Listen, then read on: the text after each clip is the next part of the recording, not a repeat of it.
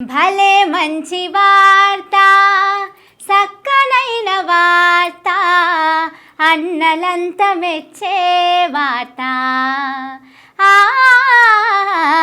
ఇది సర్కార్కు నచ్చే వార్త గల్ల పెట్ట నింపే వార్త అన్న ఖుషి అయ్యే వార్త భలే మంచి వార్త సక్కనైన వార్త వార్తేందో మీరే సుడుర్రి.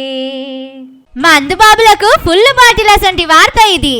ఇప్పటి సంధి కిక్కొచ్చి కక్కొచ్చేదాకా దావత్ చేసుకోనీకే మన 3 రంగుల జెండా సర్కారు అనుమతులు ఇచ్చింది.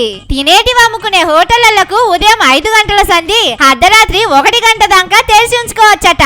ఇక వేరే వేరే దుకాణాలైతే పొద్దున 9 గంటల నుంచి రాత్రి 11 గంటల దాకా నడుపుకోవచ్చట. గీందాక ముచ్చటంతా మంచిగానే ఉన్నది. అయితే అసలు కదేందంటే రేవంత్ వారి సర్కార్కి ఆందాని సరిపోతలేదట. అందుకే ఊరూరికి మందు దుకాణాలు గవ్వెనులా వైన్సులు పెంచాలని హబ్కారోళ్లకు ఇషారా చేసిందట.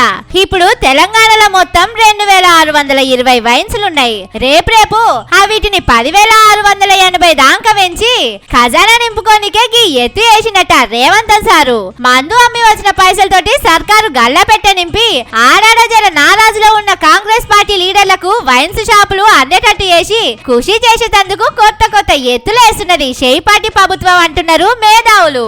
ఈ వారం లోపల వైన్స్ దుకాణాలు పెంచాలని అబ్కారోలు సర్కారుకు పత్రాలు పంపుతారట. ఒక ఊర్లో 14,000 మంది ఉంటే చాలు ఆ ఊరికి ఒక వైన్ షాపు పెట్టుకోనికి అనుమతులు ఇస్తారట. ఇప్పుడు వస్తున్న అడ్డాని రేవంత్ వారి సర్కార్కి సరిపోతలేదట. అందుకే ఊరూరికి మందు దుకాణాలు పెంచి 45,000 కోట్లు వసూలు చేసేందుకు తయారైందట. గిదే ముచ్చట రేవంత్ వారు ఆబ్కారీ ఆఫీసర్లకు చెప్పిండట. వాళ్ళు కింద మీద పడి ఎట్లట్లయితే మందు దుకాణాలతోటి ఆందాన్ని పెంచొచ్చని కాయిదాలు మర్రేసి కొత్త దుకాణాల ఆలోచన సార్తోని చెప్పిరట. అవును గాని ఓ అక్కలు ఇప్పటి సంధి అర్ధరాత్రి 1 దాడిపాయే ఇంటైనా ఇంకా రాలేదని ఆగమాగం కాకుండ్రి.